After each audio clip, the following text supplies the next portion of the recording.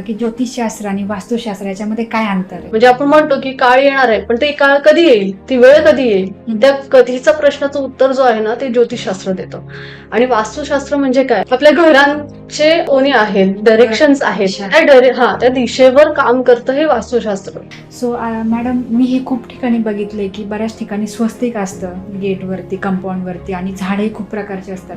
So ह्यांचा नेमका काय रोल आहे वास्तुशास्त्रामध्ये? तर ते ग्रीन कलर म्हणजे प्रॉस्पॅरिटी, ग्रोथकडे, अपॉर्च्युनिटीकडे. फक्त ग्रोथ नाही तर सुरुवात अपॉर्च्युनिटी, म्हणजे बेसलाईन तुमची क्लिअर होते. आणि स्वास्तिकाला कसं आहे की स्वास्तिक स्व आणि आस्तिक ह्याचा म्हणजे स्व म्हणजे काय तर शुभ, आणि आस्तिक म्हणजे तुमचं जे अस्तित्व आहे, अशी ही कोड करून त्या स्वास्तिकचं निर्मिती आहे. आणि त्याच्यानुसार तुमची व्हायब्रेशन्स, एनर्जी काम.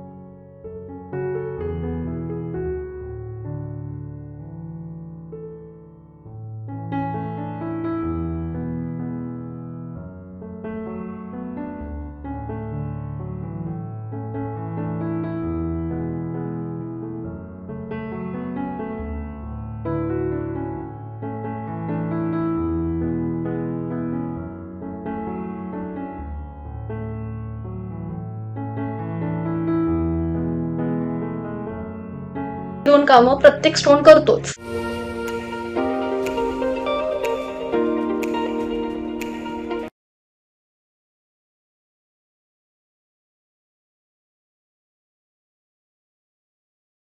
नमस्कार, मी सारिका भुतारे. सो ऐकूया नवीन काही या the Sarika show podcast Marathi चॅनलमध्ये तुमचं सहर्ष स्वागत आहे. आणि आपल्यासोबत आज आलेल्या आहेत मिस जिज्ञासा चौधरी. ह्या ॲस्ट्रॉलॉजिस्ट आणि त्यांना लास्ट 5 इयर्सपासून टॅरो कार्ड रिडिंग या गोष्टींचा एक्सपिरियन्स आहे. तर मॅडम, आज तुम्ही इथे आलात त्याबद्दल खूप खूप आभार. Thank you so much. मॅडम, मला हे सांगा की ज्योतिषशास्त्र आणि वास्तुशास्त्र याच्यामध्ये काय अंतर आहे? सो आपण म्हणतो की प्रत्येक गोष्टी सुरुवात करण्यासाठी किंवा कोणत्याही गोष्टीसाठी एक वेळ आणि काळ असतं. मग ठीक आहे, तर आपण वाट बघत असतो त्या काळाची, की ती वेळ कधी येईल, कधी आपली कामं होतील, कधी कोणता प्रसंग केलं पाहिजे किंवा कोणती गोष्टी केली पाहिजेत. या सगळ्या या प्रश्नांची उत्तरं ज्योतिषशास्त्र देतो. अच्छा. मग जे काही इव्हेंट्स घडणारे आहेत, मग ते नेमकं कधी घडणार, म्हणजे आपण म्हणतो की काळ येणार आहे, पण ते काळ कधी येईल, ती वेळ कधी येईल, त्या कधीचा प्रश्नाचं उत्तर जो आहे ना ते ज्योतिषशास्त्र देतं. आणि वास्तुशास्त्र म्हणजे काय, तुम्ही ज्या वास्तूमध्ये राहता, ज्या घरामध्ये राहता, घरांचे 12 काय म्हणतात कोणी आहेत, डायरेक्शन्स आहेत, त्या दिशेवर काम करतं हे वास्तुशास्त्र. असं त्यांचं साम्य, आणि त्यांचं एक को रिलेटेड रिलेशन किंवा आपण कनेक्शन म्हणू शकतो किंवा कनेक्टिव्हिटी म्हणू शकतो. तर ते म्हणजे काय, तर ते फिजिकली पण प्रोटेक्टिव्ह आहे, मेंटली पण हेल्पफुल आहे, आणि फायनान्शियल स्टेबिलिटीसाठी सुद्धा किंवा करिअर ग्रोथसाठी सुद्धा हेल्पफुल आहे. अशा प्रकारे ज्योतिषशास्त्र आणि वास्तू हे दोन्हीचं मिलनने जर काम केलं तर लाईफमध्ये जे पाथ आहे, राईट डायरेक्शन आपण जे म्हणतो, त्या डायरेक्शनकडे वळायला काही हरकत आपल्याला पडत नाही किंवा कुठल्याही प्रकारचा अडथळा येत नाही. सो वास्तुशास्त्राची सुरुवात नेमकी कधीपासून झाली? यासाठी एक मी छोटीशी स्टोरी तुम्हाला, पौराणिक स्टोरी, जी कथाकथन आहे ती सांगेन. की जेव्हा स्वर्गाची निर्मिती करायची होती देवतांना, तेव्हा देवतांनी ब्रह्माकडे धाव घेतली की बाबा आपल्याला स्वर्गाची निर्मिती करायची आहे, तर मग त्यासाठी लागणारी एनर्जी, जी पॉझिटिव्ह ऊर्जा आपण जी म्हणतो, ती खूप महत्वाची असते. जसं आपण टेम्पलमध्ये गेल्यानंतर आपल्याला पॉझिटिव्हिटी जाणवते, तसं स्वर्गाला जर निर्मिती करायची आहे त्याची, तर त्यासाठी आपल्याला वास्तू प्रॉपर पाहिजे असणार आहे. त्याची एनर्जी, त्याच्या अवतीभोवती असणाऱ्या वस्तू, प्लांट्स या सगळ्या गोष्टी व्यवस्थित नीटनेटकेप्रमाणे लागणार आहेत. मग त्याच्यासाठी मग असं कोणीतरी आपल्याला कारक पाहिजे किंवा आपण आर्किओलॉजिस्ट म्हणतो, तर तो पाहिजे, की जेणेकरून आपला वास्तू बेस स्वर्ग वाटायलाही पाहिजे आणि तिथे आपली जी फिलिंग आपण म्हणतो ती एनर्जी, ती ऊर्जा सुद्धा तशी राहिली पाहिजे. तेव्हा ब्रह्माने काय केलं, की त्यांचा जो मानसपुत्र होता विश्वकर्मा, त्यांना आवाहन केलं आणि त्यांनी ह्या स्वर्गाची निर्मिती केली. त्यांच्या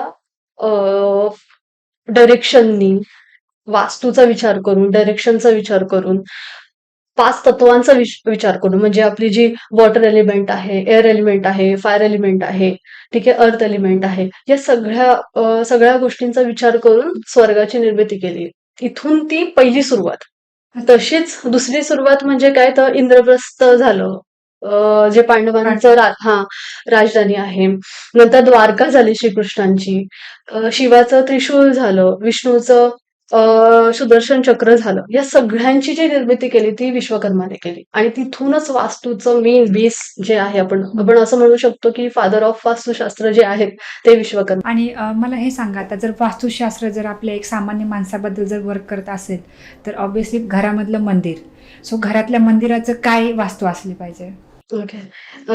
मंदिर म्हटल्यानंतर 4 भिंती नसून ते एक मंदिरच आहे. ठीक आहे. तर ती 4 भिंतींपासून मग ते मंदिराकडे आपण येतो. तर सर्वात महत्वाची मंदिर जे आहे ते लटकलेलं नाही पाहिजे. म्हणजे जे वरती आपण भिंतीला जे लावतो तसं नाही पाहिजे.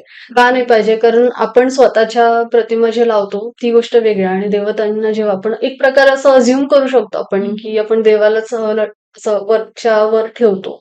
अशा प्रकारची ती ऊर्जा तयार होते. दुसरी गोष्ट व्हायब्रेशन्स. ते व्हायब्रेशन्स लागू पडत नाही. म्हणून जुन्या काळात मंदिर म्हटल्यानंतर घराचं तो खाली असायचं. जमिनीवर टेकलेलं असायचं. हां. प्रॉपर सारवून म्हणा किंवा मातीने व्यवस्थित सावरून त्याच्यावर पाट वगैरे ठेवून हे सगळं मंदिराची स्थापना केली मग जायची. आता समजा काही, आता तुम्हाला माहितीच आहे फ्लॅट सिस्टीम आहे सगळीकडे. सो मी बघितलंय बऱ्यापैकी की लोक असं कुठेतरी टेबलवरती किंवा फर्निचरमध्ये ठेवतात. सो मग ते चालतं का? चालतं. फर्निचर असेल म्हणजे कुठेतरी ठेवणं पाहिजे. अच्छा, हँगिंग नाही पाहिजे. ओके. त्याच्या खाली काहीतरी पाहिजे. मग Okay. साधा दगड किंवा वीट पण असेल तरी आपण म्हणतो ना विटेवरी उभा विठ्ठल, बरोबर. तसं. तर ते बसता पाहिजे. तर तसंही चालतं. अच्छा. पण मंदिराचं जर वास्तू म्हणाल तर तो शक्यतो मंदिरामध्ये जे काही आपण देव ठेवतो, देवता ठेवतो. आता बऱ्याच जणांना सवय असते की पूजा पाठ करत नाही जास्त किंवा रेग्युलरली आरतीचं नाही, पण कमीत कमी दिवा लावणं किंवा अगरबत्ती ओवाळणं इतकाही लोकांकडे वेळ नसतो, पण ते मूर्ती आणून ठेवतात. बरोबर. तर शास्त्र असं म्हणतं की तुम्हाला जर वेळ नसेल ना तर प्रतिमा आणा, मूर्ती नका आणू. अच्छा. कारण शास्त्रामध्ये मूर्तीची पूजा पाठ नित्य नियमाने करणं फार महत्वाचं आहे. ठीक आहे. आणि पण जर तुम्हाला रेग्युलरली जमत नसेल कामाच्या निमित्त किंवा काय, तर मग तुम्ही प्रतिमा आणा. प्रतिमाची रेग्युलरली पूजा नाही केली तरीही चालते. आणि ह्याच्यामध्ये पण अशी गोष्ट आहे की पूर्वेला म्हणजे जिथं उगवता सूर्य आहे त्या दिशेला तोंड करूनच प्रतिमा पाहिजे किंवा मूर्ती पाहिजे. जर तुम्ही देवाऱ्याची स्थापना करताय तर, म्हणजे मंदिराची, तर ते पूर्वेकडेच पाहिजे. सो मॅडम, मी हे खूप ठिकाणी बघितलंय की बऱ्याच ठिकाणी स्वस्तिक असतं गेटवरती, कंपाऊंडवरती, आणि झाडे खूप प्रकारचे असतात. सो ह्यांचा नेमका काय रोल आहे वास्तुशास्त्रामध्ये? ओके. ह्याच्यामध्ये वास्तू आणि नेचर आपण म्हणतो ना, नेचर आपल्याला खूप काही देत असतं. जसं ऑक्सिजन म्हणा किंवा सायंटिफिकली म्हणायला गेलं तर ऑक्सिजन आपण म्हणू शकतो. पण ग्रीन म्हटल्यानंतर प्रॉस्पेरिटीचा कारक आहे. अच्छा. ओके. ग्रीन फक्त एक कलर नाहीये, तो प्रॉस्पेरिटीचा कारक आहे. तर प्लांटिंग घरामध्ये असणं, प्लांट्स एक ऑफिसचं आपण एक एक्झाम्पल घेऊया, की ऑफिसमध्ये प्लांट जसं नागमणी म्हणतो किंवा नाग प्लांट म्हणतो नागाचं, किंवा मनी प्लांट वगैरे आपण लावतो. तर ते ग्रीन कलर म्हणजे प्रॉस्पेरिटी, तर ग्रोथकडे, अपॉर्च्युनिटीकडे. फक्त ग्रोथ नाही तर सुरुवात अपॉर्च्युनिटी, म्हणजे बेसलाईन तुमची क्लिअर होते. आणि स्वास्तिकाला कसं आहे, की स्वास्तिक स्व आणि आस्तिक ह्याचा म्हणजे स्व म्हणजे काय तर शुभ, आणि आस्तिक म्हणजे तुमचं जे अस्तित्व आहे अशी ही फोड करून त्या स्वास्तिकचं निर्मिती आहे आणि त्याच्यानुसार तुमची व्हायब्रेशन्स, एनर्जी काम करत राहते. त्यामुळे स्वास्तिक असणं आणि स्वास्तिकाचे पण 12 अंग आहेत. त्याचे वेगवेगळे अर्थ आहेत. ते असणं ते शुभ मानलं जातं. मग स्वस्तिक नेमका कुठे लावला पाहिजे मॅडम? लाईक बऱ्याच ठिकाणी मी पाहिले गेटवरती असतं, कधी दरवाजावरती असतं, कधी स्वस्तिक दरवाजाच्या पट्टीवरती असतं. सो मग नेमकं कुठे लावलं पाहिजे? तुम्ही दरवाजावरती स्वास्तिक लावू शकता. पट्टीवरती लावताय तर मग तो साईडला लावला पाहिजे, जेणेकरून आपला पाय पडता कामा नये. कारण आपण जर शुभ अस्त म्हणतो, मग त्या अस्तेवर पाय पडू नये. म्हणून ते बाजूला असलं पाहिजे. कारण जुन्या बायका किंवा आत्ताही बऱ्याचशा लेडीज अशा आहेत, की जेव्हा स्वास्तिक रांगोळीने काढतात, बरोबर? पण ते मधी नाही काढत, साईडला काढतात, जेणेकरून आपले पाय पडता कामा नये. तर ते दरवाजाच्या वर लावलं तरी चालतं किंवा साईडला कुठेतरी दरवाजाच्या लावलं तरी चालतं. अच्छा. आणि प्लांट्सबद्दल जर आपण बोललो तर बऱ्यापैकी आता इंडोअर प्लांट्स जे असतात तर ते टिकत नाही किंवा जगत नाही. तर मग ह्याच्यामध्ये वास्तुदोष हे असतं का वेगळं काही रिझन आहे? हा, एक आहे याच्यामध्ये दोषचा प्रकार असू शकतो. त्याचं रिझन असं आहे, की आपण शक्यतो प्लांट त्याला काय लागतं, आपण याच्यामध्ये पण एक सायन्स आपण म्हणू शकतो. कारण हल्ली लोकांना सायन्स हा याच्याविषयी सगळ्याच गोष्टीत सायन्स पाहिजे असतं. याच्यामध्ये पण मी तुम्हाला एक गोष्ट सांगेन, की सायन्स आणि धार्मिक म्हणजे जे आपण म्हणतो, या दोन्ही गोष्टींचा ताळमेळ बघायला गेला तर धार्मिकतेपासूनच सायन्स आलेलं आहे. त्याची उत्पत्ती त्याच्यातूनच आलेली आहे. सायन्स वेगळं काही नाहीये. ठीक आहे. आणि जे वास्तू दोषाचं तुम्ही विचारलं तर हो, त्याचा प्रॉब्लेम हा आहे, की प्लांट जगणं, न जगणं. कधी-कधी अशा काही खोल्या असतात आपल्या घरच्या, की त्या बंद वातावरणामध्ये असतात, जिथपर्यंत सूर्यप्रकाश पोहोचत नाही. आणि अशा ठिकाणी जर तुम्ही प्लांटिंग करताय, आता जे आपले लाईट्स आहेत, त्याची यूव्ही रेज जी आहे, ती प्रॉपर सूर्यप्रकाशाच्या एवढी तेजोमय आहे का? जे आपल्याला व्हिटॅमिन डी मिळतं, ते व्हिटॅमिन डी मिळतं का प्लांटला? ते नाही मिळाल्यानंतर ते जगणारच नाही ना. तर हे सायंटिफिकली बघायला गेलं तर तसा एक रिझन आहे. आणि जे व्हायब्रेशन्स, जे एनर्जी आपल्याला पॉझिटिव्ह एनर्जी त्यांच्यातून मिळणार आहे, ती मिळत नाही. ती कमी प्रमाणात मिळायला लागते किंवा स्लो प्रोसिजर व्हायला सुरुवात होते. हा एक इश्यू होतो. त्याच्यामुळे प्लांटिंग पण करताना तू शक्यतो पूर्व दिशेलाच ठेवलं पाहिजे किंवा जिथं सूर्यप्रकाश येऊ शकतो त्याच दिशेला ठेवलं.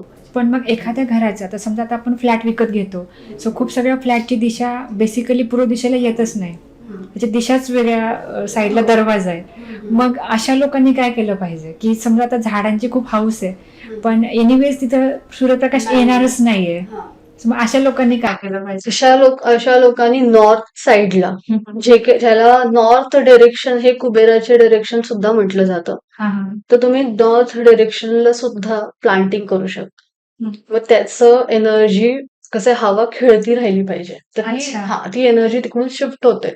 आणि जिथे सूर्यप्रकाश येत नाही, जसं तुम्ही म्हटलं, की एखादे प्लॉटच तसे असतात किंवा फ्लॅटच तसे असतात, मग अशा वेळेस ती एनर्जी शिफ्ट व्हायला मदत होते. आणि अशा फ्लॅटमध्ये मी तर म्हणेन ना, सर्वात जास्त हवा खेळती ठेवायची. म्हणजे खूप पॅक अशी गोष्ट नाही ठेवायची, वस्तू नाही ठेवायच्या, भरगच्च वस्तू नाही ठेवायच्या. जेवढी हवा खेळती राहणार तेवढं गिव्ह अँड टेकचं व्हायब्रेशन्स किंवा एनर्जी शिफ्ट होत राहते. आणि तेवढंच प्लांटला पण तुम्हाला एनर्जी द्यायला किंवा आपली एनर्जी प्लांटपर्यंत पोहोचायला मदत होते. अशा प्रकारे वास्तूचं एक समर्पण होतं. आणि दुसरी गोष्ट, जे दोषाचं तुम्ही विचारलं, की वास्तू दोष आपल्या पायाला सुद्धा निगेटिव्हिटी किंवा आपण कुठून तरी बाहेरून येतो, तर ती निगेटिव्हिटी आपल्या घरात येते, आपल्या पायाला लागून येते. किंवा आपल्यामध्ये एक निगेटिव्हिटी मेंटली म्हणा, म्हणजे सायकोलॉजिकली म्हणा, किंवा लोकांना भेटून ती मानसिकता बिघडून येते, तर ही सगळी निगेटिव्हिटी पण कुठेतरी वास्तुदोषाला कारणीभूत ठरते. मग अशा वेळेस काय करायचं, की घरामध्ये कोणत्याही म्हणजे नॉर्थ डायरेक्शनला, किंवा जर सूर्यप्रकाश नसेल तर नॉर्थ डायरेक्शनला असेल, तर मग तुम्ही नॉर्थ वेस्टच्या डायरेक्शन मध्ये कुठेही खोदून ठेवायचं आहे, म्हणजे जिथे माती लागली पाहिजे. म्हणजे आपलं घर फ्लॅट असल्यामुळे आपण जमिनीला टेकून नाही राहत, मग ती जमीन दिसण्यासाठी तेवढं पाठ तुम्हाला खोदून ठेवणं गरजेचं आहे. त्याच्याने तुम्हाला संपत्तीला पण हेल्पफुल होतं. शुक्राचं कारक आहे ते, तर आपलं वेनस जे प्लॅनेट आहे शुक्र, त्याला पण काय म्हणतात, त्याला जागृत करण्याचं काम करतो. आणि दुसरी गोष्ट खूप महत्वाची आहे, की मीठ जर तुम्हाला असं वाटतंय की सूर्यप्रकाश पोहोचत नाही अशा घरांमध्ये, तिथे रोजच्या पाण्यामध्ये जे आपण फरशी पुसतो, त्या फरशीमध्ये थोडा प्रमाण मिठाचा घ्यायचा असतो. तर मिठामध्ये ती ऊर्जा असते की ती आपल्या घरातली किंवा आपली सुद्धा निगेटिव्हिटी शोषून घेते. आणि पाण्यामध्ये तर वॉटर मॉलिक्युल्स एवढे मॅनिफेस्टेशन वाईज काम करतात. त्याच्यामध्ये त्या मॉलिक्युलमध्ये एवढी शक्ती असते, व्हायब्रेशन्स असतात की ते खेचूनच घेतं. अच्छा. मग हे ऑब्झर्व करण्याचं जे काम करतं वॉटर अँड सॉल्ट, ह्याच्यामध्ये क्लिनिंग जर केलं तर सूर्यप्रकाश पोहोचला नाही तरी पण आपल्या घराचा वास्तू चांगला राहतो, पॉझिटिव्ह राहतो. ऑरा आपला चांगला क्लीन अँड नीट राहतो. ग्रेट. सो आता हे घराच्या वास्तूबद्दल झालं, पण आता समजा मी एक नॉर्मल व्यक्ती आहे की जी मी जॉब करते. सो आता घरामध्ये तर मला पॉझिटिव्ह वाईब्स मिळाल्या, पण मग कामाच्या ठिकाणची ऊर्जा खरंच इम्पॉर्टंट आहे का? येस, खूप बॅलन्स असायला पाहिजे. दोन्ही गोष्टी लिबरली काम करतं. जसं आपण बघितलं, तुम्ही नीट राहणे फिजिकली, मेंटली आणि फायनान्शियली ह्या तिन्ही गोष्टी खूप इम्पॅक्ट करतात आपल्या डे टू डे लाईफमध्ये. ह्या तिन्हीचा बॅलन्स असणं लाईफमध्ये खूप इम्पॉर्टंट आहे फॉर द पीस, राईट? तसंच वास्तूचं पण आणि आपलं पण. जसं तुम्ही म्हणतात की जर मी बाहेर जाते किंवा मी बाहेर काम करते आणि तिथली निगेटिव्हिटी घरी घेऊन येते, मग तुम्हाला स्वतःला सेल्फ क्लिनिंग करणं फार गरजेचं आहे. मग तुम्ही सेल्फ क्लिनिंग जसं सॉल्ट वॉटरनी तुम्ही बाथ करू शकता. त्याच्यामध्ये थोडेसे हळदीचं प्रमाण टाका. ते त्याचं इन्ग्रेडियंट सुद्धा तुम्हाला पॉझिटिव्हिटी देतं. मग ते बाथ केल्यानंतर वीकली वन्स करा, ट्वाइस करा किंवा थ्राईस करा. याच्याने तुमचं सेल्फ क्लिनिंग पण होतं आणि कोणत्याही प्रकारची निगेटिव्हिटी, कोणत्याही प्रकारचा दोष तुम्हाला लागून राहत नाही, ते निघून जातात. आणि ह्याच्यामध्ये एक छोटीशी एक रेमेडी किंवा टिप देईन मी पब्लिकला सुद्धा, की जर तुम्हाला असं वाटत असेल की घरामध्ये निगेटिव्हिटी खूप आहे, खूप जास्त प्रमाणात, की घरात सारखी भांडणं होत आहेत आणि हे आमच्यामध्ये मतभेद न होता, म्हणजे घरातल्या व्यक्तीमध्ये मतभेद न होता वास्तूमध्ये काहीतरी प्रॉब्लेम आहे, तर त्यांनी 101% रेग्युलर बेसिसवर सॉल्ट अँड पाण्याने फरशी पुसायची आणि स्वतःही बाथिंग करताना सॉल्ट अँड वॉटरनेच करायचं. थोडंफार प्रमाण जास्त नाही, चिमूटभर टाकलं तरी आपलं हिलिंग होऊन जातं. हिलिंगला खूप मदत करते. सो मला हे विचारायला आवडेल की जे वास्तूमध्ये जे मेन डोअर असतो तो कसा असला पाहिजे किंवा त्याची काय डिरेक्शन असली पाहिजे, आणि तो जर नसेल तर काय केलं पाहिजे? ओके. पहिलं आपण बघूयात की डायरेक्शन असलं पाहिजे सूर्यप्रकाश जिथून उगवतो तिथूनच. East direction is a very important direction. कारण उगवता सूर्य आणि आपण घरात येतो तेव्हा काहीतरी ग्रोथ घेऊन येतो. अशा प्रकारे आपण रिझ्यूम करू शकतो. तर उगवता सूर्य जिथून सुरुवात होते त्याच डायरेक्शन पासून आपला मेन डोर पाहिजे.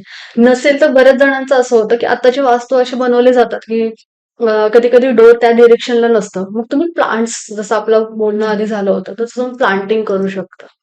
प्लांट्स तशा प्रकारे ठेवू शकता. पण घराचं मेन डोर जे आहे, गणपतीत लावू नका. कारण त्याचं कारण असं आहे की आपल्याला माहितीये की जेव्हा गणपती राखंदा होता पार्वतीचा, तेव्हा काय झालं होतं. त्याच्यामुळे गणपती न लावलेलं बरं. दाराला गणपती लावू नये. ते मंदिरातच असलं पाहिजे. आपल्या घराच्या दरवाजाला नाही. नाहीतर खूप भांडणं किंवा खूप प्रॉब्लेम्स क्रिएट होतात. फॅमिली इश्यूज खूप होतात. म्हणजे तुम्हाला असं म्हणायचं का की देवाची जागा ही मंदिरातच पाहिजे? हां, मंदिरातच पाहिजे. आणि गेट वरती, दरवाजावरती लावतात फोटो फॅशनसाठी ते नाही लावलं पाहिजे, नाही केलं पाहिजे. कारण आपण पूजा करताना फक्त मंदिराच्या मध्येच करतो. त्या चौकटीतच करतो, बाहेर नाही करत. ठीक आहे. मग ती खूप सारे देव पण चांगले नाहीत. मग कुठले देव असले पाहिजे? देवांचं म्हटलं तर बघा, प्रत्येकाचा वैयक्तिक आहे ते. पण मी म्हणेन की खूप देवांना आणून ठेवू नका. जेवढे पूजता येईल तेवढेच पूजा, नाही तर एकच कोणीतरी पूजा. पण त्या एकाचीच पूजा केल्यानंतर बघा, एक नॉर्मल एक चाइल्डिश थॉट मी तुम्हाला सांगते, की जर मला काहीतरी लागलंय किंवा मला काहीतरी मदत हवी आहे एखाद्या समजा गणपतीकडून किंवा महादेवांकडून किंवा कोणत्याही देवीकडून, तुम्ही 4 जणांना आवाज दिलं पाहिजे की एकाला आवाज दिला पाहिजे. आणि 4 जणांनी हा विचार केला की जाऊ दे तू जा, जाऊ दे तू जा, मग येईल का माझ्यापर्यंत, पण येणार पण पोहोचणार. मग एकालाच माना. देव सुद्धा म्हणतो 4 जणांना कशाला हाका मारते, एकालाच म्हणा मी येऊ. अच्छा. मग तो शेवटपर्यंत असला पाहिजे. आणि देवतांचा तुम्ही प्रश्न खूप चांगला विचारलाय, कारण हल्लीचे लोक कुळदेवतांना विसरलेत. तर मी इथे हा पॉइंट मांडेनच की कुलदेवतांना अजिबात विसरू नका, कारण आपले कुलदैवत आपल्या कुळाची रक्षा करण्यासाठी आहे. तुम्ही देवाला वेगवेगळ्या देवांना मानतात मान्य आहे, पण आपण कुलदेवतांना विसरतो, कुलदेवतांची पूजा करायला विसरतो. तुम्हाला रोज नारळ फूल वगैरे व्हायची गरज नाहीये. त्यांची आराधना करा, त्यांचं एकदा नामस्मरण करा, तेवढंच बस आहे. पण कुलदेवतांचं काम आहे फक्त आपल्या घरातल्या कुळाची पूजा करणं. तर त्यांची जरी आराधना केली तरी हे बऱ्याच दोषांपासून आपल्याला मुक्तता मिळते. सो आता मला हे सांगा मॅडम, जसं की मी IT करिअर फील्डमध्ये खूप काम केलं आहे खूप वर्षांपासून. तर माझ्याकडे जनरली असे लोक खूप येतात की बाबा त्यांचं जॉबचं काही होत नाही. मग ते बोलतात की मॅडम माझं लकच नाही किंवा मला मला काही संधीच नाही. तर मग हे वास्तुशास्त्र जे आहे आणि जे ज्योतिषशास्त्र जे तुम्ही म्हटलात, तर हे खरंच मग इथे कसं आपल्याला हेल्प करू शकतं ॲज अ जॉब सीकर? ज्या पाथवर आपल्याला सक्सेसच नाही किंवा जिथे आपलं डेस्टिनीच नाही, त्या ठिकाणी जाऊन काही अर्थच नाही. ठीक आहे, तुमच्याकडे येतात, भरपूर लोक येतात जे सांगत असतील की IT मध्ये करिअर करायचं आहे. त्यांची जेव्हा कुंडली पत्रिका काढली जाते, त्यामध्ये 3 ग्रह खूप इम्पॉर्टंट असतात. पहिला असतो अं, राहू, नंतर बुध आणि शनी. हे तिन्ही प्लॅनेट्सचं काम आहे तुम्हाला IT मध्ये सक्सेसफुल करिअर ग्रोथ देणं. आता याच्यामध्ये कसं आहे, बुध म्हटल्यानंतर बुद्धिमत्ता, कम्युनिकेशन मस्ट आहे, राईट? तुम्ही पण सांगत असता की कम्युनिकेशन शिवाय तर काहीच होत नाही, राईट? कम्युनिकेशन मस्ट आहे. मग ज्याच्या कुंडली पत्रिकेमध्ये बुधाचं जे कारकत्व आहे किंवा बुधाचं जे तेज पण आहे, शुभ पण आहे, ते जर असेल तर मग तो तसा व्यक्ती IT मध्ये चांगलं करिअर ग्रोथ करतो. सेम कम्स टू शनी सुद्धा. शनी असल्यानंतर माणसं घाबरतात, पण शनी असल्यानंतर फायनान्शियल स्टेबिलिटी खूप चांगली येते. ठीक आहे, तर शनी सुद्धा खूप इम्पॉर्टंट आहे इथे. आणि राहूचं काम आहे कन्फ्युजन क्रिएट करणं. असं IT मध्ये मी ऐकले, कोडिंग वगैरे पण असते, कन्फ्युजिंग पण असतं. तर राहू असं असतं की तुम्ही कन्फ्युज न करा, फोकस्ड राहा. माझं काम जरी तुम्हाला कन्फ्युजन मध्ये करणं आहे, पण मी तुमची परीक्षा घेत असतो. तर मग तुम्ही फोकस्ड राहा, तुम्ही फोकस्डली करा. राहू म्हटल्याचं धड नाही आहे, फक्त काय म्हणतात त्याला, त्याचं डोकं आहे. ठीक आहे, त्याला डोकं आहे. केतू राहूचं बघितलं तर केतू म्हटल्यानंतर धड येतं आणि राहू म्हटल्यानंतर फक्त त्याचं डोकं येतं. ओके, हेडपार्ट येतं. हेडपार्ट म्हटल्यानंतर माणसं ही प्रॅक्टिकली विचार करणारच पाहिजेत. मग IT फील्डमध्ये तुम्ही प्रॅक्टिकली वर्क करणार तरच तुमचं करिअर होणार आहे. शनी म्हटल्यानंतर तुम्ही डिसिप्लिनच पाहिजे. त्या पॉइंट ऑफ पिरियड मध्ये तुमचं तिथे काम झालं पण पाहिजे. सो बुध म्हटलं बुद्धिमत्ता, तुमची कम्युनिकेशन स्किल हे डेव्हलपमेंट पाहिजे. शनी म्हटल्यानंतर तुमचं डिसिप्लिन येतं. ओके, तुमची स्थिरता, फोकस माइंड येतं. आणि राहू म्हटल्यानंतर तुमचं ते फोकसपणा येतं किंवा तुमचं तीक्ष्णपणा येतं की नाही मला हेच करायचं, ह्याच्यामध्येच करायचं. हे तिन्ही ग्रह खूप इम्पॉर्टंट आहेत, हे ज्योतिषशास्त्र तुम्हाला सांगतं. हे तिन्ही ग्रह जर तुमच्या प्रॉपरली वर्क करत असतील तर तुम्ही IT फील्डमध्ये खूप चांगलं करिअर करू शकतात. कारण बरेचसे असे बघितलेत मी लोक जे IT मध्ये सुरुवातीला कधी कधी म्हणजे गरज नसते सुद्धा, पण तरी जातात त्याच्यामध्ये, त्या फील्डमध्ये जातात. वर्षभर खूप त्यांची स्ट्रगल होते, खूप अडथळे निर्माण होतात आणि मग नंतर स्किप करून मग दुसऱ्या कुठल्या तरी फील्डमध्ये जातात. असाही प्रॉब्लेम येतो. मग अशा लोकांना मी सांगेन की तुम्ही एकदम वास्तू रिलेटेड, आता वास्तूमध्ये पण ह्याच्यामध्ये एक रिलेशन आपण बघू शकतो की जर शनीचा काही इश्यू असेल, आता शनी म्हटलं तर फायर. ठीक आहे, मग आपला जो गॅस आहे म्हणजे गॅस सिलेंडर झालं किंवा ओव्हन वगैरे झालं, मग ते कुठल्या तरी अशा डायरेक्शनला ठेवायचं की जे तुम्हाला शनीच्या जो बेनिफिशियल देतं आपण म्हणतो, तर ते बेनिफिट दिलं पाहिजे शनीने. तर ते वास्तू आणि एस्ट्रॉलॉजी हे दोन्ही प्रकारे जर प्रॉपर बॅलन्स ठेवलं तर तुम्हाला ह्याच्यामध्ये करिअर करायला काही हरकत नाही. तुम्ही असं मार्गदर्शन समोरच्या व्यक्तीला देऊ शकता. म्हणजे थोडक्यात आपल्याला घराची वास्तू इथे बघावं लागेल. घराची पहिले स्वतःची आणि पहिले स्वतःची की कुंडली बघायला लागणार आहे. आता बरेच जण नाही मानत या गोष्टीसाठी की कुंडली बघून काय सांगणार, पण मला सांगा की त्या मार्ग नाहीच आहे. भरपूर लोकांचा हा प्रॉब्लेम येतो की तुम्हाला कुंडली ह्याच्यासाठी की कुंडलीमध्ये नाहीये म्हणून तुम्ही करायचं असं नाही. ठीक आहे, जर बुधाचा प्रॉब्लेम येतोय, जर बुध ग्रह तुमचा स्ट्रॉंग नाही आहे, शनी स्ट्रॉंग नाहीये किंवा राहू स्ट्रॉंग नाहीये, तर त्याला स्ट्रॉंग करा तुम्ही. हे सांगणं आहे एस्ट्रॉलॉजरचं. जेव्हा एस्ट्रॉलॉजर तुम्हाला हे सांगतंय की हे स्ट्रॉंगपणा तुम्ही आणा त्याच्यामध्ये, काय होतं आपल्याला एक काय म्हणतात त्याला, गायडन्स मिळतं ना. बरोबर. ठीक आहे, वास्तू पण आपल्याला तेच काम करतं. वास्तूचं पण कसं आहे, की जर तुम्हाला माहितीये तुमचा प्लॅनेट अशा प्रकारे कुठेतरी कमजोर आहे, तर तुम्ही वास्तूला सुधरवा, स्वतःला सुधरवता येत नाही तर.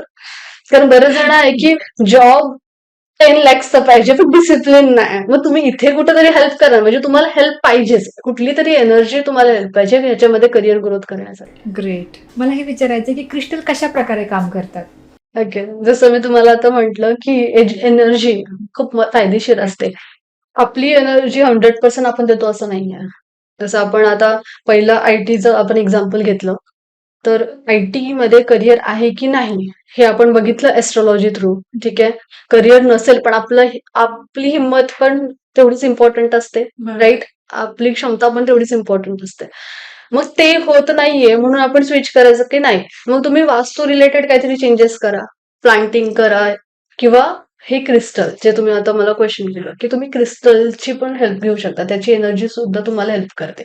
आता क्रिस्टलमध्ये पण आहे की ब्लॅक ऑब्सिडियन झालं, ब्लॅक टॉर्नामेंट झालं, सिट्रिन झालं, हे वेगवेगळे क्रिस्टलचे फॉर्म्स आहेत. ती एनर्जी आपल्याला हेल्प करते.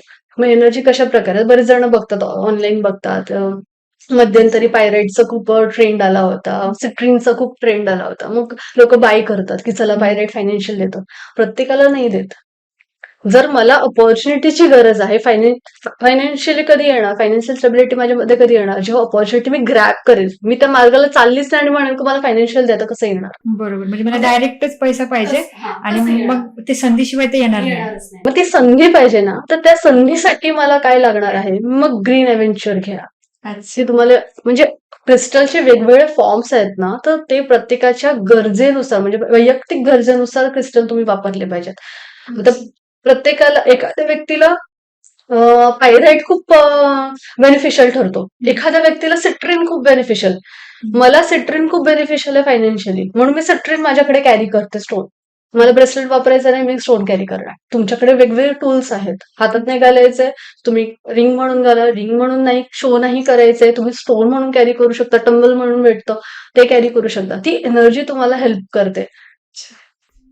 मग आता समजा एखादा जॉब सिकर आहे, त्याला संधी हव्यात, तर मग त्याने काय कुठला स्टोन कॅरी केला पाहिजे किंवा त्याला कसं कळणार की मला माझ्यासाठी हा स्टोन बेस्ट आहे? द व्हेरी फर्स्ट थिंग, तुम्ही त्यांची डेट ऑफ बर्थ घ्या. डेट ऑफ बर्थ नुसार त्याचे नीड्स घ्या.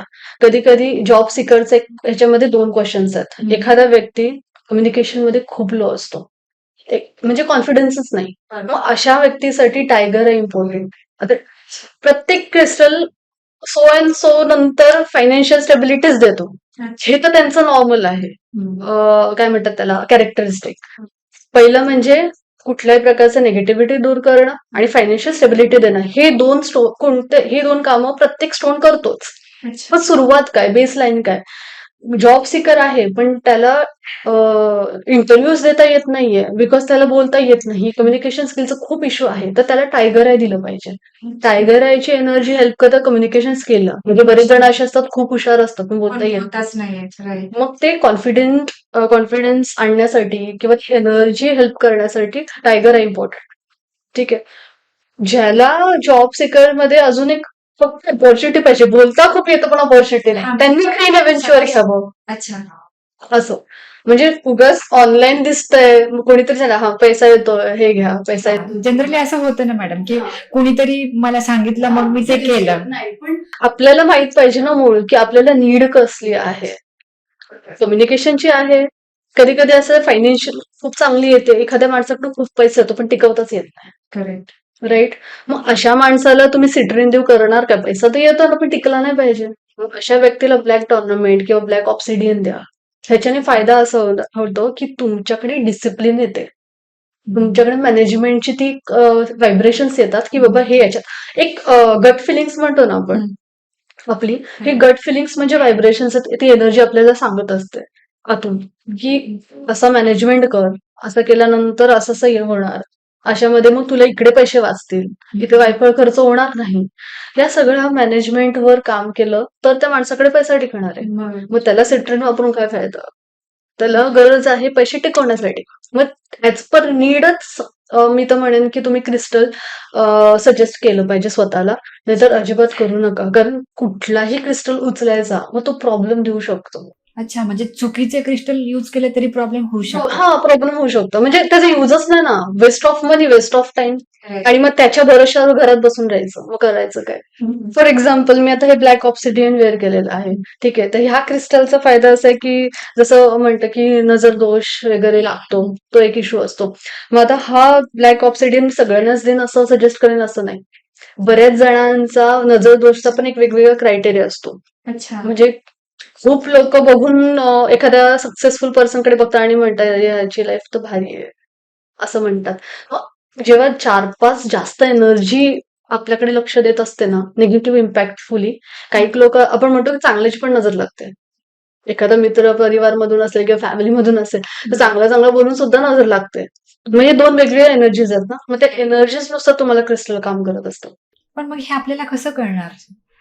फॉर एक्झाम्पल समजा आपण एक पर्सन आहे आणि आपण असा विचार करतोय की ठीक आहे, पण आता हे तर लोकांची गोष्ट झाली की त्यांना काय वाटतंय, ते पॉझिटिव्ह वेने आपल्याबद्दल विचार करतात का निगेटिव्ह हे आपल्याला माहित नाही. सो मग त्या केसमध्ये हे कसं आयडेंटिफाय करायचं? मग आपण एक टूल आपल्याकडे आहे ते म्हणजे टॅरो रिडिंग. ओके. ह्याच्यामध्ये आपण टॅरो रिडिंग करू शकतो. टॅरो रिडिंग मध्ये आपल्याला कळतं कार्ड्स रिडिंग आहे त्याच्यामध्ये आपल्याला कळतं की जे एनर्जी आहे ते निगेटिव्हली इम्पॅक्ट करते की पॉझिटिव्ह व्यक्तीकडून आलेली आहे हे कार्ड्स आपल्याला सांगतात.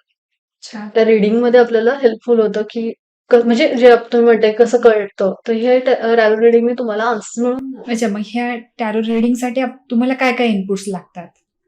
जस्ट एक शफल करायला लागतं आणि शफल केल्यानंतर त्या एनर्जीजवर जे माझे थॉट प्रोसेस आहे जसं आम्ही ध्यान वगैरे करतो त्यानुसार आमची एनर्जीज काम करत राहते. ठीक आहे. मग त्याच्यावर कार्ड्स आपण ओपन करतो आणि कार्ड्स ओपन केल्यानंतर मग समोरचे जे क्वेश्चन्स आहेत त्या क्वेश्चन्सवर जे कार्ड्स ओपन होतात त्याच्यावर आन्सर क्लिअरली आन्सर्स असतात. आणि मग आता हे जी टॅरो रिडिंग आहे मग याच्यामधून आपल्याला काय काय माहिती पडू शकतं? टॅरो रिडिंग म्हटल्यानंतर जे येस नोचे क्वेश्चन्स आहेत करू की नको करू अच्छा. त्याच्यासाठी खूप कन्फ्युजन आहे की नाही. आता समजा 2 कॉलेजेस आहेत त्या 2 कॉलेजमधून एका कॉलेजमध्ये मला ऍडमिशन घ्यायचंय. एक कॉलेज खूप चांगलं प्लेसमेंट देणार आहे आणि एक कॉलेज अजिबात देणार नाहीये. हे मला आता नाही माहिती. सांगताना कॉलेजेस दोन्ही खूप लिबरल सांगतील की हा असं आहे तसं आहे तसं. कन्फ्युजन असतं ना ह्याच्यात जाऊ की त्याच्यात. मग टॅरो रिडिंग हेल्प करतं आपल्याला की कुठलं कॉलेज येस नोचे कार्ड्स असतात. पॉझिटिव्ह कार्ड असेल द सनचा द मूनचा असे वेगवेगळे कार्ड्स आहेत. ते पॉझिटिव्ह कार्ड आले म्हणजे पॉझिटिव्हली तुम्हाला येस आहे. निगेटिव्ह कार्ड असेल तर निगेटिव्हली नो आहे. आणि मग हे सेम अप्लाय होतं पर्सनल रिलेशनशिप बद्दल पण. समजा एखाद्याचं लग्न एखाद्याला लग्न करायचंय आणि मग समजा असं आहे की बाबा 2 ऑप्शन आहेत मग तिथे पण हे वर्क करतं. येस वर्क करतं आणि इथे टॅरो रिडिंग हे प्रश्न कुंडलीसारखं काम करतं. अच्छा. मग येस नो चे क्वेश्चन झाले करू की नको करू केलं पाहिजे की नाही केलं पाहिजे खूप कन्फ्युजन आहे. 2 पाथ आहेत. 2 पाथ मधून कुठे गेलं पाहिजे म्हणजे त्याचे टाइम वेस्ट पण होत नाही. आणि जे तुम्ही लग्नाचं म्हटलं तर लग्नाचं जर 2 ऑप्शन असतील तर इथे एस्ट्रॉलॉजी खूप कामी येते. व्हेरी अच्छा. चार्ट रिडिंग मध्ये नॉर्मली लोकांना माहितीये एक जनरल थॉट प्रोसेस आहे की आपण कुंडली जुळवतो गुण बघतो आणि लग्न लावून देतो. पण बरेच असे क्लायंट आलेत माझ्याकडे ज्यांना मी 30 गुण जुळून सुद्धा म्हटले बाबा करू नका लग्न. त्याचं कारण असं आहे तुमच्या चार्टमध्ये म्हणजे माझ्या चार्टमध्ये मी बघणार की माझं समोरच्या पर्सनला हँडल करायचं टॅक्टिक्स काय आहे मी कशा प्रकारे हँडल करते. तसंच मी माझ्या पार्टनर बद्दल बघणार की माझा पार्टनर मला कसं हँडल कशा वेने हँडल करणार. मग इमोशनली हँडल करणार प्रॅक्टिकली हँडल करणार. 12 भाव जे आहेत ग्रह जे आहेत आपल्या पूर्ण कुंडली पत्रिकेमध्ये ते 12 गोष्टी आपल्याला सांगत असतात. त्या चार्ट मधून मग बघायचं आणि नुसतं गुण बघून नाही गुण जुळून काहीच होत नाही. आणि मी म्हणेन की 30 गुणांचं पण कसं असतं 16 to 27 पर्यंत लास्ट गुण जुळत असतील ह्या मध्यंतरी तरच लग्न करावं नाही तर करावं नाही. कमी असतील तर फटन पण नाही. 27 नाही केलं पाहिजे. आपल्यासारखी व्यक्ती कोणाला पाहिजे असते. आपण आपल्यासारखा माणूस सहन नाही करू शकत मॅम. अच्छा. आणि फॅक्ट आहे जर मी खूप तापट आहे तर मी एक्सपेक्ट करणार की समोरच्या माणसाने तेवढ्या राग शांत झालं पाहिजे. बरोबर. ठीक आहे जर माझ्यामध्ये IQ लेवल कमी आहे किंवा अंडरस्टँडिंग कमी आहे तर मी एक्सपेक्ट करणार की माझा पार्टनर असं पाहिजे की त्याच्यामध्ये अंडरस्टँडिंग लेवल हाय पाहिजे. जर कुंडली 30-36 जुळत असेल तर मग आमचा प्रॉब्लेम होणारच आहे ना. सेम माझ्यासारखा माणूस उभा केल्यानंतर मला सहनच नाही होणार. तर हे प्रॅक्टिकल आहे, सायंटिफिक रिझन सांगते. म्हणून दोन्ही चार्ट दोन्ही वेगवेगळ्या बघायच्या, की माझा पार्टनर कसा मला हँडल करणार आहे, आपल्या लाईफला हँडल करणार आहे, रिलेशनशिपला तो कसं बघतोय, मी माझ्या चार्टमध्ये बघणार. आणि तेव्हा तो कन्फ्युजन दूर होतं, की हा मुलगा योग्य आहे की दुसरा मुलगा योग्य आहे. अच्छा. तर गुण ह्या गोष्टी बघितल्या जातात. करेक्ट. सो आतापर्यंत मी लेटेस्ट हे ऐकलं होतं, की नाही का म्हणजे लग्नासाठी कुंडली सोबतच सिबिल स्कोअर बघितलं जातो. पण जसं आता मॅडम म्हणतात, सो हे कार्ड पण बघितलं गेलं पाहिजे, कारण हे पण फार इम्पॉर्टंट आहे.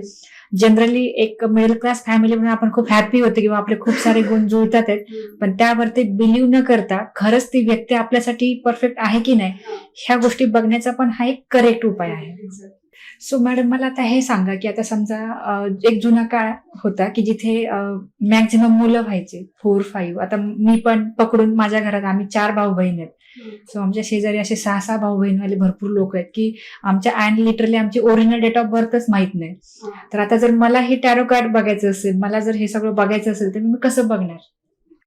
ज्यांना आपली जन्मपत्रिका म्हणजे जन्माची कुठलीच माहिती नाही, डेट ऑफ बर्थ नाही माहिती, टाइम नाही माहिती, ठीक आहे. अशा लोकांसाठी प्रश्नकुंडली निर्माण करता येते. प्रश्नकुंडली म्हणजे ज्या क्षणी मनात आलेला प्रश्न, आणि आता माझ्या ह्या ह्या क्षणी आलाय प्रश्न, की मला आता नेक्स्ट जॉब कधी लागेल फॉर एक्झाम्पल. तर माझ्या वरती, म्हणजे माझं आता लोकेशन आहे पुणे, माझ्या ह्या लोकेशनला वरती फिरणारा ब्रह्मांड, त्याची ग्रहस्थिती, अशी प्रश्नकुंडली निर्माण होते. त्या प्रश्नकुंडलीवर मी पुढचे इव्हेंट जे आहेत ते प्रेडिक्ट करेन. प्रश्नकुंडली निर्माण केली जाते. विथ टॅरो रिडिंगचं पण हेल्प घेतलं जातं, ज्याच्यावर मी तुम्हाला पुढचे लाईफ इव्हेंट सांगू शकते. अच्छा. आणि येस, बरेच लोक असे आहेत की त्यांना पामिस्ट्री खूप छान येते, म्हणजे हाताची रेषा, त्याबद्दल पण आपले खूप सारे आहेत. पण मी सांगेन की हात अजिबात दाखवायचा नाही कधी कोणाला.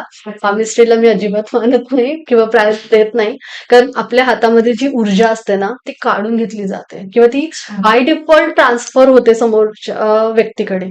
म्हणून हात चुकूनही कोणाला दाखवायचं नाही, हे मी सजेस्ट करेन सगळ्यांना. बरेच जण आहेत की पटकन फोटो पाठवतात किंवा यू नो, आपल्याला माहितीये आधीची लोक, जे ब्राह्मण होते, जे पुजारी लोक होते, जे बघायचे, ते लोक पैसे जास्त घ्यायचे नाही, फीज वगैरे, त्यांना एनर्जी मिळायची. अच्छा. त्यामुळे आपला हात कधीच कोणाला दाखवायचा नाही. तर yes, again the answer is की ज्यांच्याकडे कुंडली बद्दलची माहिती नाहीये, ते पामिस्ट्री बघू शकतात. पामिस्ट्री नाही दाखवायची, मग कसं काय? मग हात मस्तक रेषा. ज्याला याच्यामध्ये अजून एक क्वेश्चन आहे, की आपण बोलतो की ज्याला हातच नाही, त्याने कसं बघायचं, त्याने काय करायचं? मग मस्तक रेषा आहे, त्याच्यावर सगळं काही आहे, आपलं पूर्ण ब्रह्मांड आहे, सगळे 12 भाव आहेत, सगळे प्लॅनेट्स, 9 प्लॅनेट्स आहेत, 9 प्लॅनेट्स बद्दलची माहिती आहे. तर मस्तक रेषेमधून तुम्ही सगळी माहिती काढू शकता आणि बघू शकता. ग्रेट.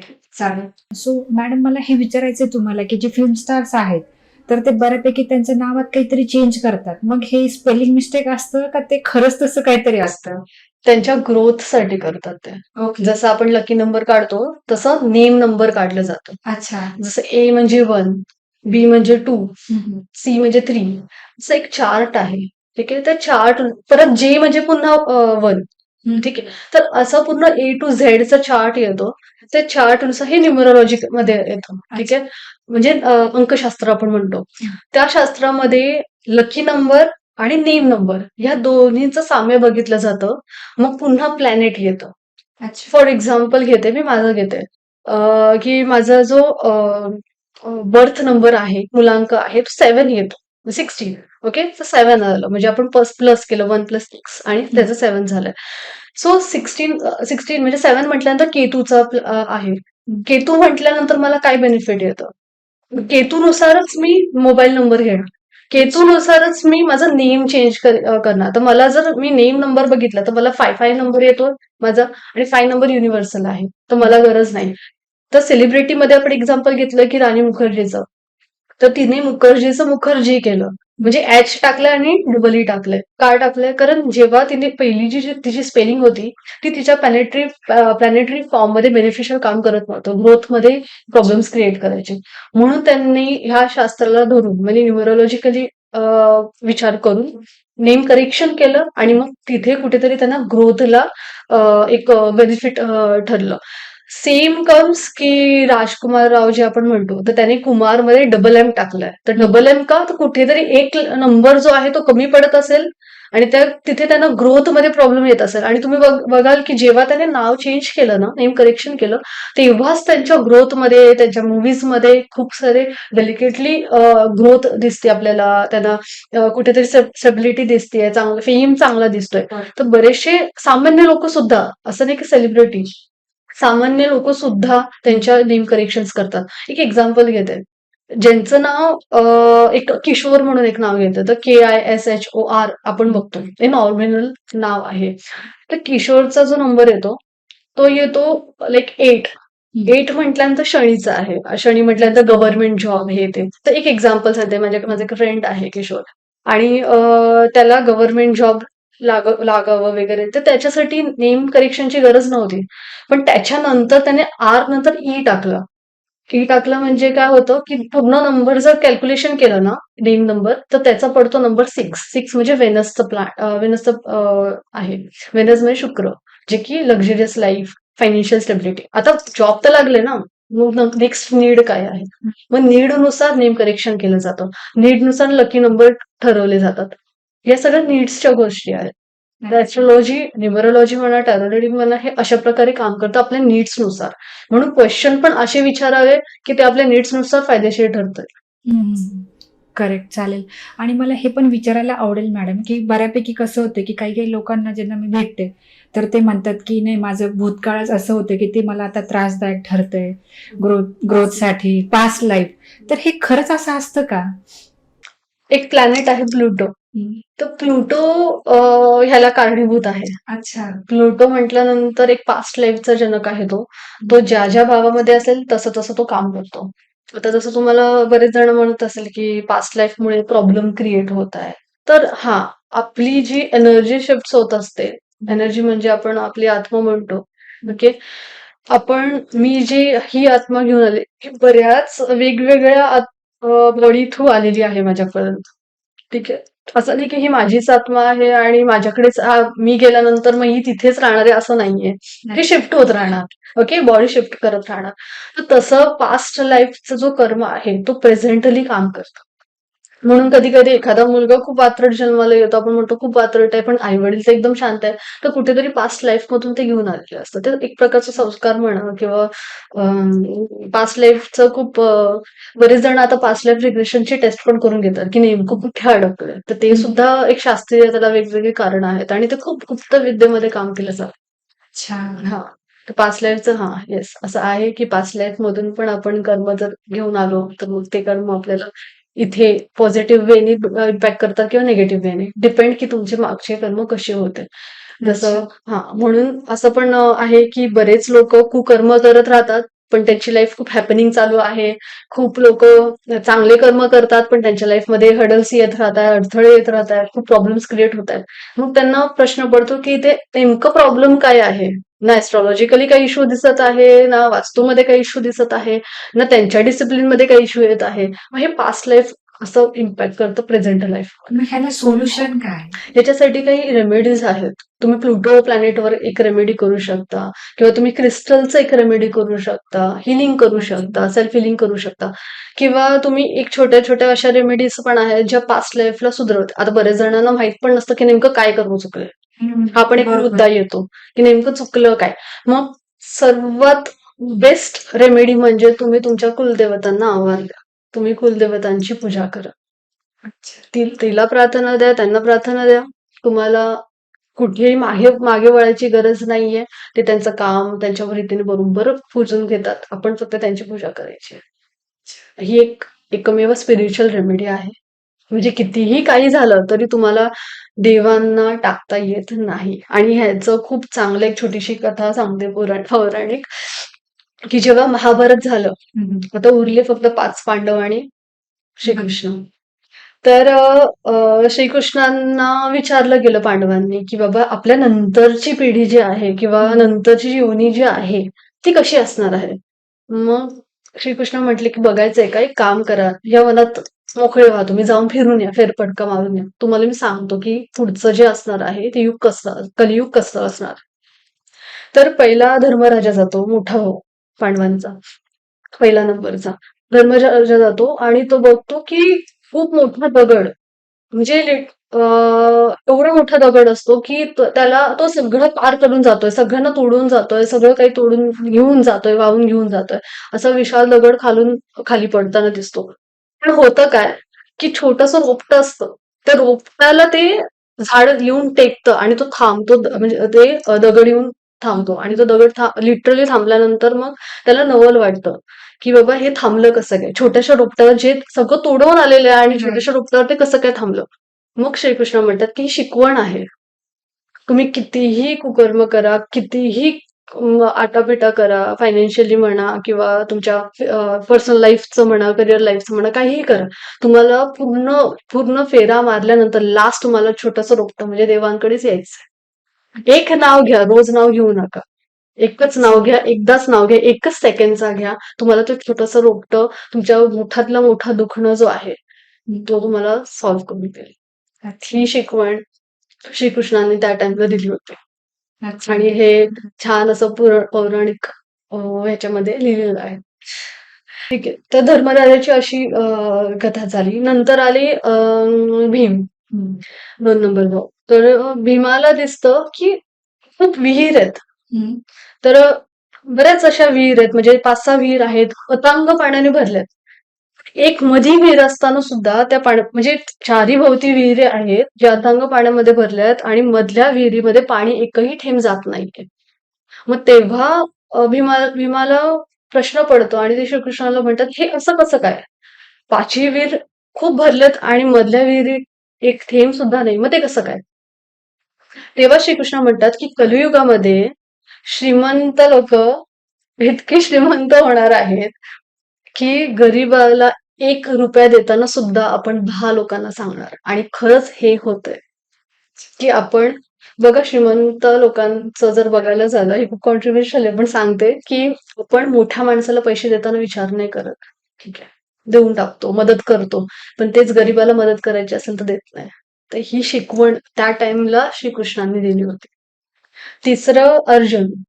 अर्जुनाला दिसतं, की एक अस्वल असतं. ते त्याच्या लेकराला खूप चाटत असतं. म्हणजे इतकं चाटतं, की पार त्याच्या रक्त निघायला लागतं.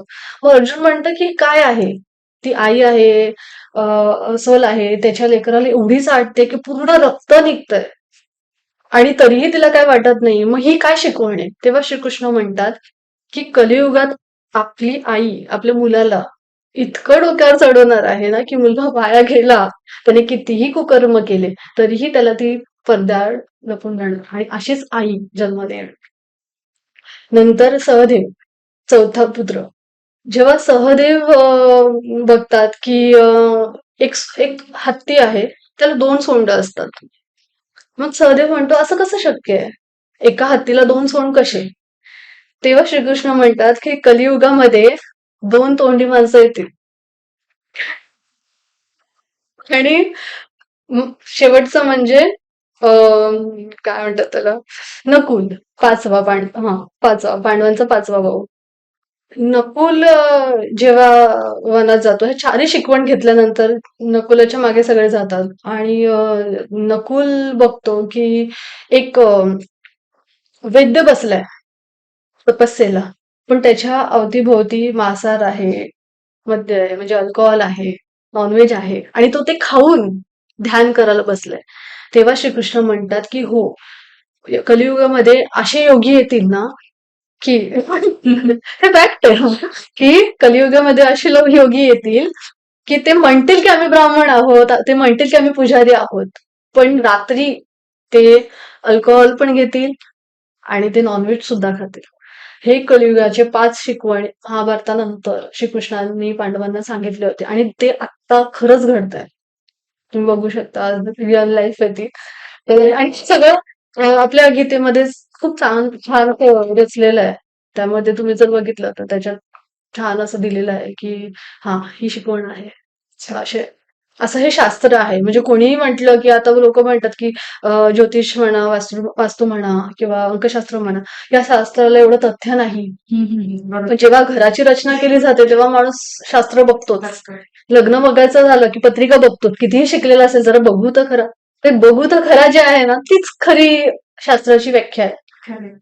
मग असं कोणताच घर नाही, की तिथे मंदिर नाही. त्या घरात मंदिर ठेवतो. म्हणजे कुठे 1% का असेना, आपण देवाला मानतो ना. बरोबर. फक्त ते लोकांना दाखवायचं नसतं. किंवा ते लोकांना दिखावा करायचा नसतो किंवा ते काय म्हणतात त्याला, की नाहीच, आम्ही नाहीच मानत असं उगाच ते बाबळेपणा किंवा ती पडदा लोकांसमोर आणायची. तर हा एक प्रॉब्लेम आपण बघतो असं. बघू शकतो. म्हणजे तितकासा अवेअरनेस नाही. हा अवेअरनेस नाहीये. पण ते तितकंच महत्वाचं आहे. चालेल, नाईस. सो मॅडम मला हे सांगा की आता जसं तुम्ही सांगितलं नेम चेंज किंवा लकी नंबर, सो तसंच मोबाईल नंबरचं काही असू शकतं का किंवा तसं काही असतं का? हल्ली मोबाईल नंबर चेंजेस खूप चालू आहे की जसं नेम करेक्शन्स बघितलं बरोबर. तसंच न्यूमरोलॉजी मध्ये एक आपला लकी नंबर असतो. त्या लकी नंबरला आपल्या नंबरला फ्रेंडली एखादा नंबर असतो, 1-2 नंबर्स असतात. अच्छा. ते 10 अंकी नंबर जोडून एक नंबर तयार होतो. मग तो आपला फ्रेंडली नंबर आहे का ते बघितलं जातं. आता याचा फायदा काय? तर मोबाईल म्हटल्यानंतर एक कम्युनिकेशन टूल आहे ते. बरोबर. बँकिंग टूल आहे. हल्ली तर आपण युपीआय वगैरे युज करतो. तर बँकिंग पण टूल आहे. मग कम्युनिकेशन जर नसेल तर तुम्हाला त्या मोबाईल फोनचा काय वापर आहे का? बँकिंगचं ट्रान्झॅक्शन जेव्हा वाचतं आपलं मोबाईल की ट्रान्झॅक्शन काहीतरी येत आहेत तेव्हा आपल्याला ती मजा पण येते बघायला, राईट? तेव्हा ती ग्रोथ पण आपल्याला दिसायला सुरुवात होते की आपल्या गुगल पेला, फोन पेला पैसे पडतायत. ओके. सो या दोन्ही गोष्टींचा इम्पॉर्टन्स घेऊन आपल्याला एक नंबर, फ्रेंडली नंबर सजेस्ट करून घ्यायचा असतो की आपल्या बर्थ नंबरला किंवा आपल्या बर्थ डिटेल्सला कोणता लकी नंबर सुटेबल आहे आणि त्या नंबरला फ्रेंडली नंबर कोणता आहे, तर आपण मोबाईल नंबर घेऊ शकतो. आणि त्या मोबाईल नंबरचा आपल्याला हा फायदा. आता बरेच वेळा असं होतं की एखाद्या व्यक्तीच्या मोठ्या मोठ्या लोकांच्या कॉन्टॅक्ट असतात. म्हणजे PSI असू दे, मोठे सर्जन असू दे, पण त्याचा वापर त्यांना करता येत नाही. आता कम्युनिकेशन म्हटल्यानंतर बुध ग्रह येतं, बँकिंग म्हटल्यानंतर शुक्राचा ग्रह येतो. हे दोन्ही गोष्टी जर बॅलन्स असतील तरच आपल्याला त्या मोबाईलचा वापर आहे. नाही तर काही उपयोगच नाही ना. मग ते उपयोगात आणण्यासाठी आपल्या दोन्ही बॅलन्स ठेवण्यासाठी आपल्याला तो नंबर केला लागतो. आणि तो नंबर जर बॅलन्स असेल तर हे दोन्ही आपल्याला प्लॅनेट्स जे आहेत एस्ट्रॉलॉजिकली आपण जर म्हणतो, ते आपले चार्ट थ्रू आपल्याला हेल्प करतात आणि आपल्या चार्ट आपल्याला राईट पाथकडे किंवा राईट डेस्टिनीपर्यंत पोहोचायला मदत करतात. सो मॅडम आता हे जनरली झालं फिल्म स्टार म्हणा किंवा एक नॉर्मल जॉब सीकर बद्दल आपण बोललो. पण मला तुम्हाला हे विचारायचंय की जे लोक वर्क करतात, मग त्यांना त्या वर्कमध्ये ग्रोथ किंवा पोझिशन हे मिळत नाही. त्यांचे एक्स्पेक्टेशन तर खूप असतात, पण ॲज पर एक्स्पेक्टेशन खूप लोकांना मिळत नाही. मग ह्याला कितपत हे वास्तुशास्त्र किंवा हे ज्योतिषशास्त्र कितपत त्याच्यामध्ये कारणीभूत ठरतं? एस्ट्रॉलॉजिकली जर म्हणायचं झालं तर आपल्या चार्टमध्ये 9 प्लॅनेट्स जे आहेत ते आपल्याला कसे काम करतात आपल्या लाईफ, डे टू डे लाईफमध्ये. जसं मी डिसिप्लिन म्हटल्यानंतर शनी म्हटलं, कम्युनिकेशन म्हटल्यानंतर बुध म्हटलं, राईट? मी प्रॅक्टिकली विचार करणं म्हटल्यानंतर मी राहूचं सांगितलं. ओके. इमोशनली विचार करायचं झालं वर्क प्लेसमध्ये, तर मग मंगळाचं प्लॅनेट म्हणजे मंगळ प्लॅनेट झालं. तर हे 9 प्लॅनेट्स जे आहेत ते बॅलन्स आहेत का आपल्या चार्टमध्ये, ते बघायला लागतात. नाही नसतील तर मग प्रमोशन थांबतं किंवा जसं तुम्ही म्हटलं की रेग्युलर बेसिसवर काम चालू आहे, डिसिप्लिनने पण काम चालू आहे, पण तरी कुठेतरी ग्रोथ होत नाहीये. मग ती ग्रोथ आहे का? तर त्याच्यासाठी तुम्हाला प्लॅनेटरी पोझिशन बघणं फार गरजेचं आहे. आणि त्याच्यावर काही रेमेडीज पण करायला लागतात. कोणत्याही गोष्टीसाठी टार्गेटेड म्हणा किंवा कोणताही तुमचा बिझनेस म्हणा, तुम्हाला रेमेडीज करणं फार गरजेचं आहे. रेमेडी केल्यानंतर खूप रेमेडी नाही करायची. एखादी कोणती तरी रेमेडी करायची. त्या ग्रह शांती म्हणा किंवा ग्रहावर कुठल्यातरी ग्रहावर रेमेडी करायची. त्या क्रिस्टलचा तुम्ही वापर करू शकता, जी एनर्जी तुम्हाला बायसली हेल्प करते. बायस थॉट न आणता. तर तसं एनर्जीच्या हेल्पने किंवा ग्रहस्थितीच्या हेल्पने तुम्हाला ग्रोथ द्यायला किंवा तिथून सुटका होण्यासाठी तुम्हाला हेल्प होते. म्हणजे आता फॉर एक्झाम्पल आता पर्टिक्युलर एखादं एक्झाम्पल घेऊयात आपण, की समजा आता इयर एंड आहे. आता समजा मार्च एंड नंतर एप्रिल पासून फायनान्शियल सायकल रिवाइज होते. सो समजा पर्टिक्युलर एखाद्या व्यक्तीला ग्रोथ मिळणार आहे, पण नाही का ते होत नाही, पॉसिबल होत नाही काही कारणास्तव. हम्म. सो आता समजा हे जे आपले रेमेडीज आहेत, तर समजा आपण एखाद्याने फॉर एक्झाम्पल ती रेमेडी केली. सो किती वेळ लागतो ह्या गोष्टीचा रिझल्ट यायला? At least 41 days. ओके. कारण जसं आपण म्हणतो की 21 मोदक देवाला चढवतो आपण, ते हम्म. 21 दिवस लागतात त्या प्रोसेसमध्ये लागायला आणि 41 डेज लागतं रिझल्ट यायला. 40 मिनिट. आणि ह्याच्यासाठीच मी नेहमी सजेस्ट करत असते की तुम्ही तुमची कुंडली पत्रिका ह्याच्यासाठी नका करू की तुम्हाला काहीतरी त्याच्यामध्ये प्रत्येक टाइमला आउटपुटच मिळणार आहे. कमीत कमी तुम्हाला तो काळ तरी कळेल की कुठल्या काळात काय होणार आहे, किंवा कुठे माझा डाऊनफॉल चालू आहे, कुठला प्लॅनेट आपल्याला कुठेतरी खाली दाबला जातोय. तर जे आहे ते आता क्लायमेट डिस्टर्ब झालं, मध्येच पाऊस पडल्यानंतर आपली हेल्थ पण डिस्टर्ब होते. डोकं दुखणं झालं, ताप सर्दी येणं झालं अचानकपणे. मग ते का होतंय? मग जसं क्लायमेट नेचर डिस्टर्ब झालं, आपण डिस्टर्ब होतो, तसंच नेचर कुठे वरतीच प्लॅनेट्स आहेत ना. प्लॅनेट डिस्टर्ब झाले तर आपल्या डे टू डे लाईफ मध्ये इव्हेंट्स मध्ये प्रॉब्लेम होणारच आहेत ना. बरोबर. हे ह्याच्यासाठी आपल्याला वेगळं सायंटिफिक प्रूव्हनची गरज काय बघायला गेलं तर, राईट? तर डिस्टर्बन्स तिकडे झालं तर आपल्यामध्ये होतं. तसंच मग तुम्हाला प्लॅनेटरी, म्हणून मी म्हणत असते की जेव्हा एखादी गोष्ट तुम्ही हातात घेता तेव्हा कमीत कमी रेग्युलर बेसिसवर नका बघू, पण ऍटलिस्ट तुम्हाला माहित पाहिजे की तुम्ही ज्या पाथवर चालले तो पाथ राईट आहे का, किंवा कुठले सर्टन इव्हेंट्स होणार आहे ते रीडिंग करत राहायला पाहिजे. रेग्युलर नका करू, इयरली किंवा 2-3 इयर्सली वन्स या ट्वाईस करू शकता तुम्ही, जेणेकरून तुम्हाला कळेल की कुठल्या प्लॅनेटची आपल्याला जास्त लक्ष देणं गरजेचं आहे. चला ठीक आहे, तुम्हाला रेमेडी प्लॅनेटवर नाही करायची, तुम्ही वास्तूमध्ये थोडेफार चेंजेस करू शकता. म्हणजे आपल्या घराच्या कोपऱ्यामध्ये खूप सारी म्हणजे अनवॉन्टेड थिंग्स असतात. म्हणजे बॉक्स जाऊ दे, आपल्याला नंतर बॉक्स लागेल. एखाद्या वस्तू असते, जाऊ दे ती नंतर आपल्याला लागेल. ते नंतरला नंतर पडतो, ते बॉक्स वर्षानुवर्ष तिकडे पडलेले असतात. मग तो कचरा ठेवणं म्हणजे आपल्या आतमध्ये पण कचरा ठेवण्यासारखंच आहे ना, अडथळे निर्माण करण्यासारखं आहे. मग वास्तूमध्ये काय सांगितलं जातं की अनवॉन्टेड जी गोष्ट लागणार नाहीये ती नंतर लागेल तेव्हा नवीन आणा तुम्ही, पण ऍक्च्युअल मध्ये ती लागत नाही. बघा आपल्या घरामध्ये आता पण जर तुम्ही तुमच्या घरामध्ये बघणार तर एखादी वस्तू जी खूप वर्षापूर्वी तुम्ही ठेवलेली असते, म्हणतो की आपण चल नंतर वापर होईल त्याचा, तो होत नाही. मग ती ती वस्तू न ठेवलेली बरी. अजून एक इथं मुद्दा असं मांडेन की जे आपलं मागे ऑफिसचा विषय निघाला होता की डोअरचा, तर आपल्या ऑफिसचे डोअर नॉर्मली ग्लासचा असतो. आता नॉर्मल ग्लास फुटली तर आपण लक्ष देत नाही, पण फुटलेली ग्लास नसलेलीच बरी. म्हणून मग ऑफिसचा डोअर नेहमी आपल्या वूडचा पाहिजे, वूडनेच बनलेला पाहिजे. चालेल. सो जिज्ञासा मॅडम, आज तुम्ही इथे आलात आणि आमच्या सबस्क्रायबरला खूप सगळ्या गोष्टी सांगितल्या, खूप साऱ्या टिप्स दिल्या. सो मला आशा आहे की जेवढे काही आमचे सबस्क्रायबर आहेत किंवा जेवढे काही लोक आहेत, स्पेसिफिकली जे जॉब सिकर आहेत, जे ऑन गोईंग आहेत, ऑन जॉब आहेत, किंवा स्पेसिफिकली ज्या महिला आहेत, त्या डेफिनेटली त्यांना हा पॉडकास्ट खूप आवडेल. त्यामुळे शेवटपर्यंत नक्की सो हा पॉडकास्ट अशा प्रत्येक व्यक्तीपर्यंत पोहोचवा की ज्यांना वास्तुशास्त्र आणि ज्योतिषशास्त्र याच्यामध्ये कन्फ्युजन आहे, कारण ते कन्फ्युजन हा पॉडकास्ट बघून नक्की दूर होईल. सो थँक्यू सो मच, आज इथे आलात.